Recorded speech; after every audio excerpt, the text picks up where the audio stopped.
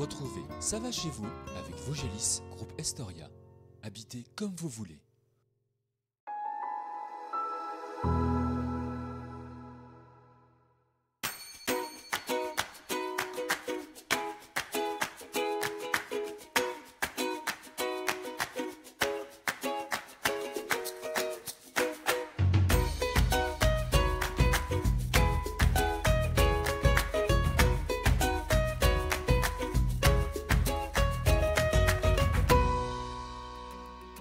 Nous partons cette semaine à une vingtaine de kilomètres de la Bresse, à la frontière avec le département de la Haute-Saône, découvrir une commune d'un peu plus de 2000 Ramoncenais.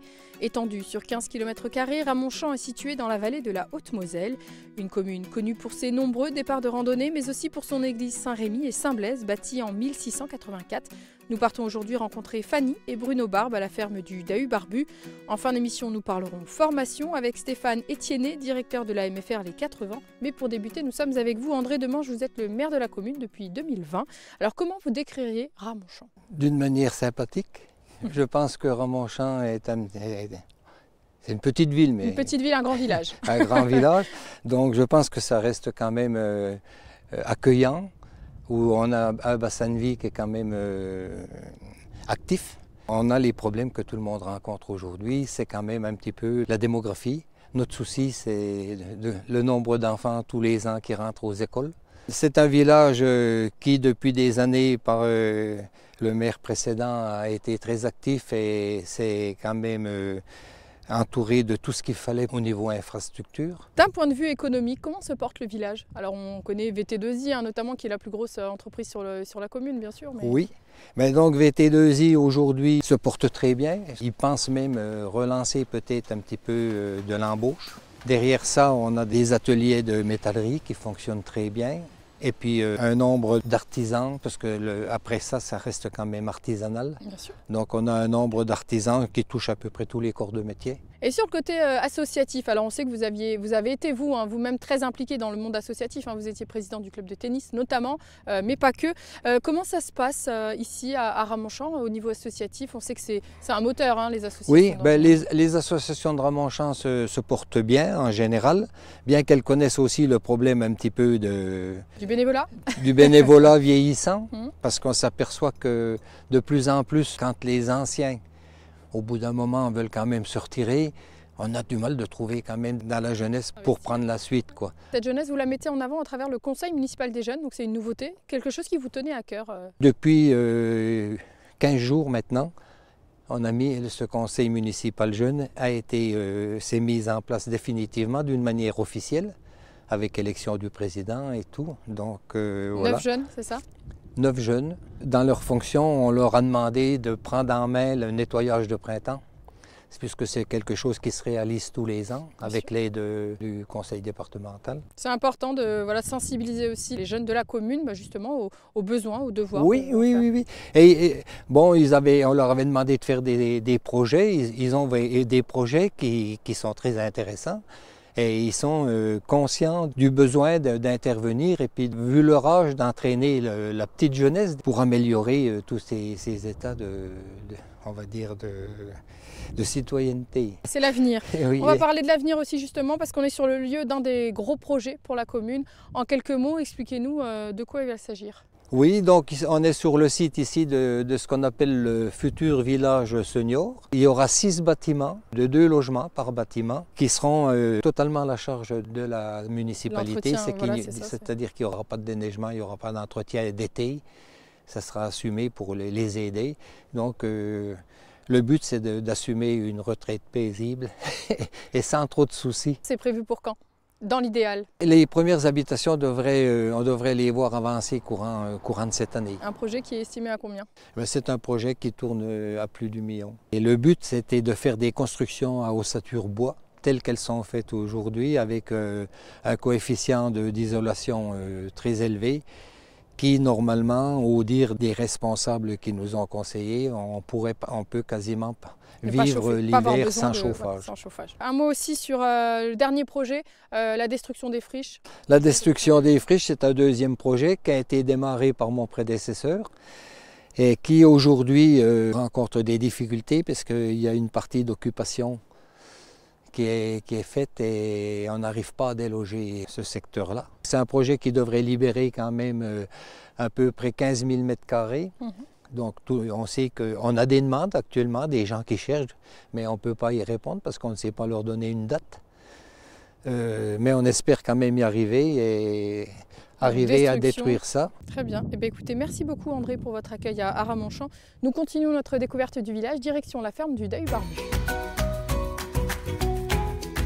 La ferme du Deuil Barbu, c'est l'histoire d'une reconversion, ou plutôt de 2 reconversions professionnelles, celle de Fanny et Bruno, qui décident de revenir aux sources dans les Vosges et de reprendre la ferme de Bernard.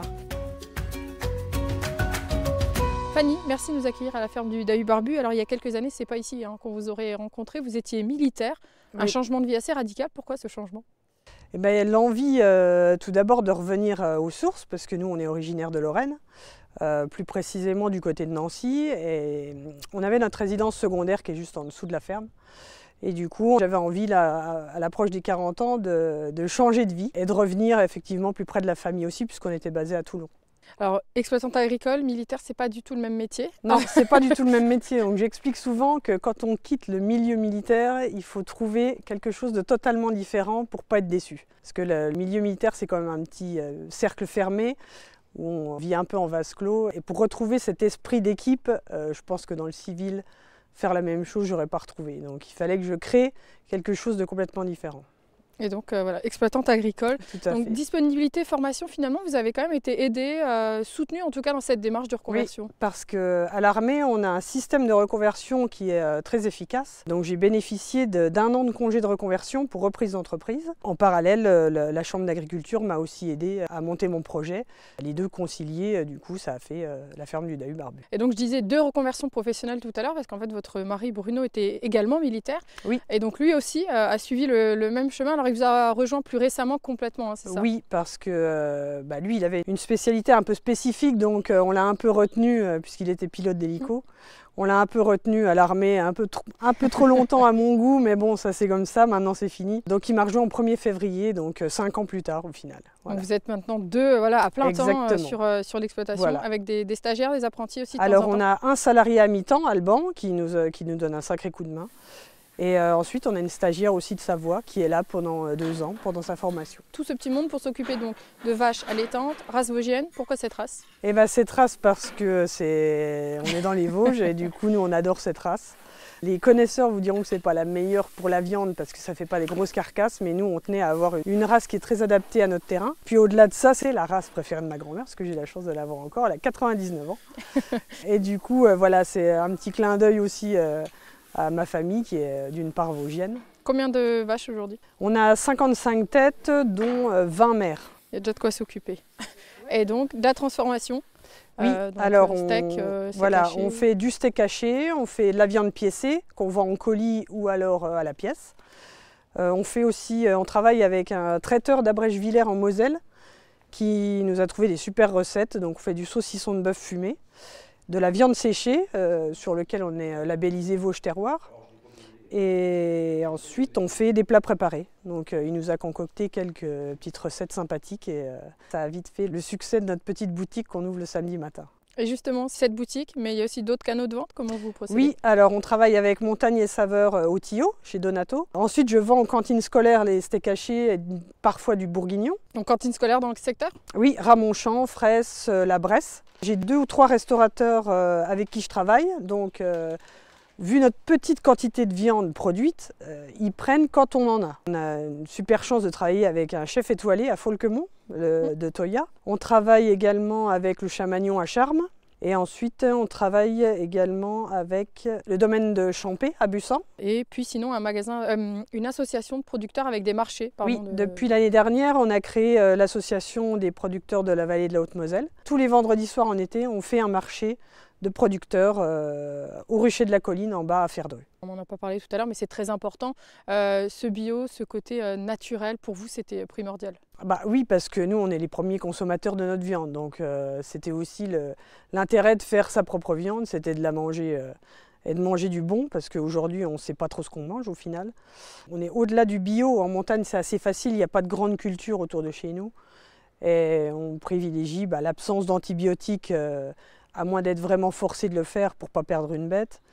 Et ensuite, on ne nourrit qu'au foin et à l'herbe. Donc pas d'ensilage, d'enrubanné et tout ça, pas de maïs.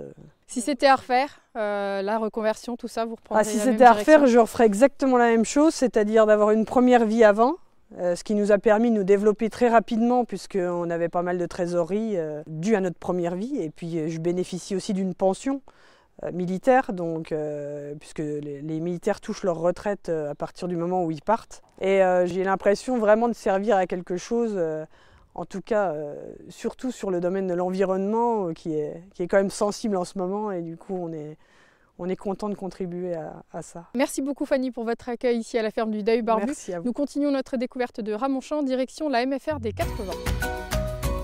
Métiers agricoles et du cheval, la maison familiale rurale, la MFR des 80, propose un panel de formations initiales et continues. Basé sur l'alternance école-stage, les jeunes sont obligatoirement internes. On comptait 244 personnes en formation en 2022 sur le site, qui est également village vacances.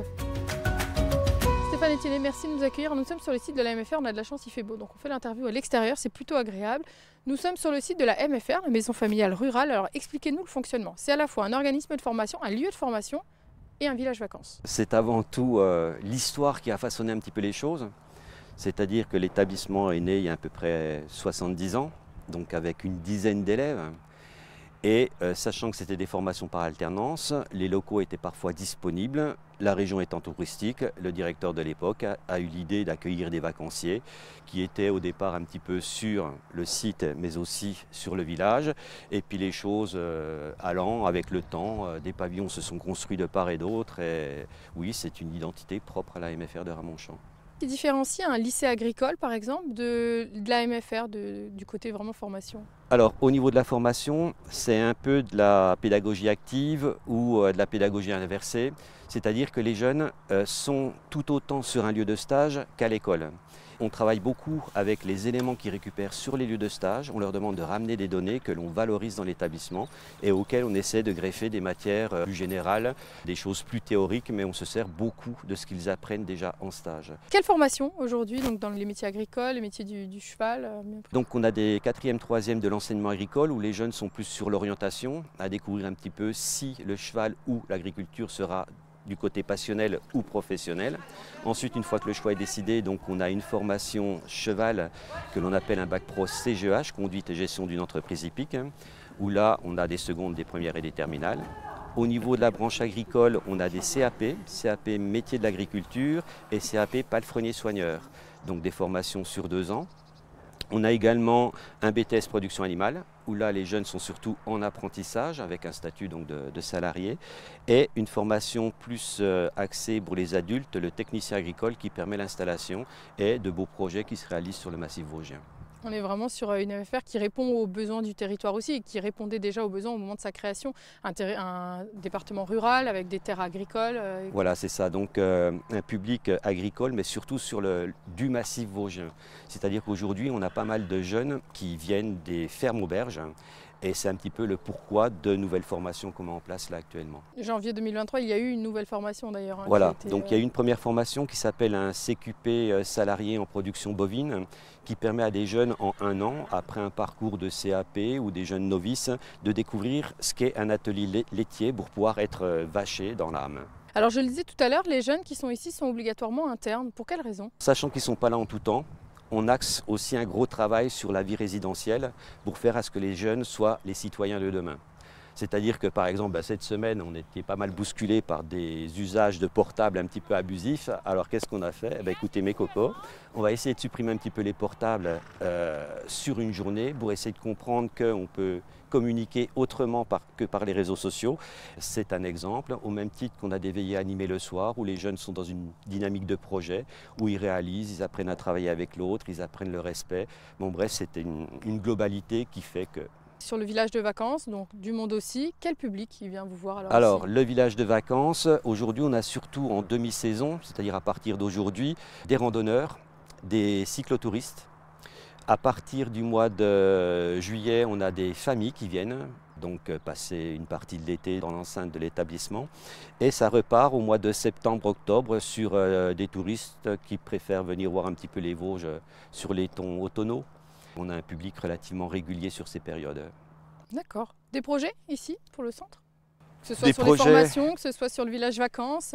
Des projets, oui, je pense qu'on va partir davantage sur des projets de formation pour adultes. Autrement, sur l'activité touristique, on va maintenir un petit peu la remontée de l'activité depuis le Covid. On va essayer de maintenir et on verra quel type de produit on pourra proposer parce que l'enneigement n'est plus d'actualité. Le sec nous atteint aussi. Donc, Pour repenser un petit peu voilà. tout ça. Je pense qu'on va partir sur un volet tourisme vert, vert, vert. Eh bien, écoutez, il faudra suivre ça. Alors merci beaucoup De pour rien. votre accueil, Stéphane. Merci à vous. Notre émission est déjà terminée pour aujourd'hui. Moi, je vous donne rendez-vous la semaine prochaine pour découvrir un nouveau village vosgien. Et d'ici là, je vous souhaite une très bonne semaine sur Vosges Télé. À bientôt.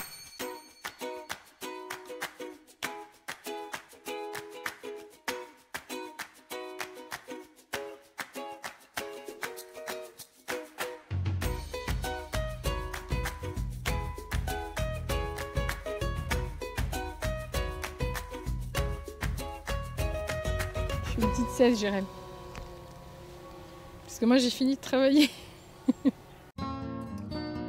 Retrouvez Ça va chez vous avec Vosgelis, groupe Estoria. Habitez comme vous voulez.